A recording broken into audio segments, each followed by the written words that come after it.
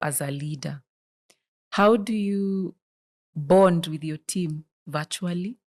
Yeah, because you were not meeting anybody. Absolutely. Probably for more than a year. Absolutely. And also remember, and it's key for leadership because I equate it to a transplant, an organ Yes. transplant. The body can either accept Or reject. reject. So each leader, I believe, had to learn how to, especially those who are new like me, how do you endear yourself to this new team so that you gel? So, Catherine, how did you do it? I mean, you joined during a period where guys accepted the fact that we are going to be working virtually. We don't know for how long. How long from the time you joined as the new CIO at Stanbrick to the time you met your first team? How long? How many months? No, it was not months. Oh, before we met physically? Yes. Oh my goodness. I think must have been like 6. 6 months. Yeah, so it was quite something. But the best things that came out during COVID are the things we used to read about. That, for example, a bank, can you run end of day from home? Don't get me started. I know. End of day. I know. It's a favorite topic for you. How do you... I mean, we burst network bandwidth because now the perimeter changed. It's amazing how... From a cybersecurity perspective or branches networking. were closed. Correct. Guys were still transacting. Correct. So all of a sudden, this thing that most banks used to call alternative channel became the channel. The channel, the main channel. And still is today. Correct. From I always like to say BC, before COVID. Oh, I see. Nice one. Before COVID.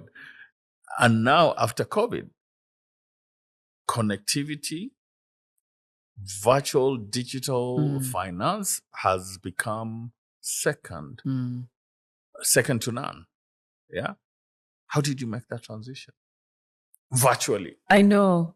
No people sitting in the server rooms looking at whether servers are working. I remember those days when you are not an IT guy if your office is not next to the server room. Yes, and those days are gone. You need to make sure you have a line of sight. Yes. Yeah. I think when disaster strikes, there's a saying that fortune favors the prepared. 100%. Yeah. So organizations that really thrived are those that were prepared or were agile. And in this case, some part of the bank were prepared. For example, we were still, because courtesy of being Pan-Afric, there was an aspect of... You were already doing some virtual. Correct. Yeah. So now it was more of bursting in terms of licenses, bursting in terms of network capacity. And then also from a cybersecurity perspective... That's the other conversation. Correct. Just appreciating that now we used to fortify the perimeter around the office, but now the office has changed. Now it's virtual. Exactly. It's not, I'm working, but I'm in coastal part of Kenya. How do you make sure that the gadgets that I'm connecting with are trusted? I'm accessing the right things. It's actually amazing how we have evolved. A friend of mine, Moses Kemibara, I'm sure you know Moses, coined this term, COVID-assisted digital transformation. And I think we don't appreciate the fact that COVID has been the single most change agent of our lives in this generation. Yeah, that is true. But also companies or entities that are agile. And agility is you quickly make the decisions, have the muscle to experiment, because you can make a decision and then go into it. You're like, this is not working, but it's still okay. We are still going to proceed, but quickly course correct. Course correct. Yes. The ability for us human beings to unlearn things is, I think, the most important thing today. In your career, in your experience, how has Catherine and her teams and the organizations you've worked with looked at failure? Is it a learning or is it a failure? And when is it a failure? When is it a learning? You know, this ability to unlearn some things that are deeply ingrained in us is probably one of the most important things that leaders need to think about. Absolutely. I think let me first answer your Yes. earlier question in Yes. terms of now to what I do, and I'll then Yes. come back to that. So I finished my stint at Stanbrick, then I joined Microsoft. And Microsoft, I broadly wear two hats. So I lead an amazing team here in Nairobi, largely software engineering. We develop some of the amazing products used by customers globally. And I'm also an engineering director. What that means is I also have a product that I'm in charge of. Yes, with customers and revenue. Interesting. Yes, so used across the globe again and with revenue lines. And then in addition to that, we've been very big on what we call the ecosystem. So the ecosystem to us is how do we continually grow the digital skilling in this country and continent? So we chose to start with Kenya, but our focus now going forward will also be Africa. Yes. How do we continually, because we can't say, the other day I had someone talk about many years we've been saying Africa is rising, Africa is rising. It's time for Africa now to rise. We are rising. But when will we say Africa has risen from a digital perspective? That's a very interesting question for me, which is something that I also talk a lot about. I like to challenge all of us.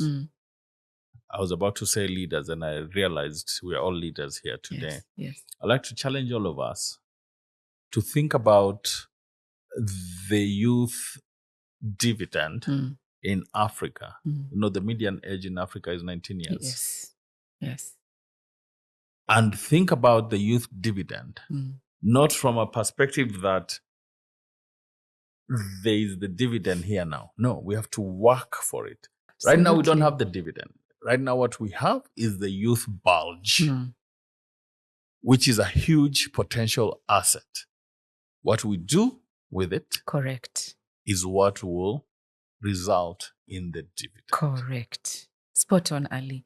And that's why we came in and said, for those who are interested in digital, for those who are itching, what is this digital thing? We have a huge repository of learning material. Okay. We started with universities, visited 10 universities. I've been following what you're doing. Yes. Super amazing. Thank you. And in universities, we do broadly three things.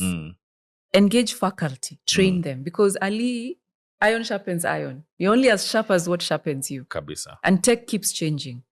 So train faculty, engage students, and show them this is a possible career path in the world of technology. And the path is broad. So it's up to you in terms of what tickles your fancy. And then thirdly, for those universities that allow, we partner in terms of reviewing curricula. Again, why? Technology keeps changing. Let me ask you, how do you navigate this curriculum conversation? We have structures across, not just in Kenya, across Africa and the world. Governments the world over seem to think that curriculum is their only preserve. In Kenya, we have the Kenya Institute of Curriculum Development, KICD. And I sit on the board of one of the publishing houses. And my challenge to our teams is usually think beyond KICD. I know it may seem like I'm a rabble rouser, which I am, but that's okay. That's another story for another day. Yes, you are.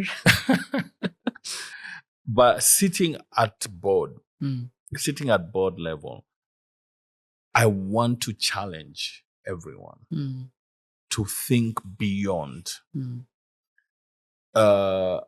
Artificial intelligence, for example, is not in our curriculum. So does that mean that our young people are not going to learn AI because it's not a KICD approved subject? I mean, surely. How are we creating talent that is fit for purpose? Absolutely. Talent that is ready to work for big tech, talent that is ready to get in and start their own businesses.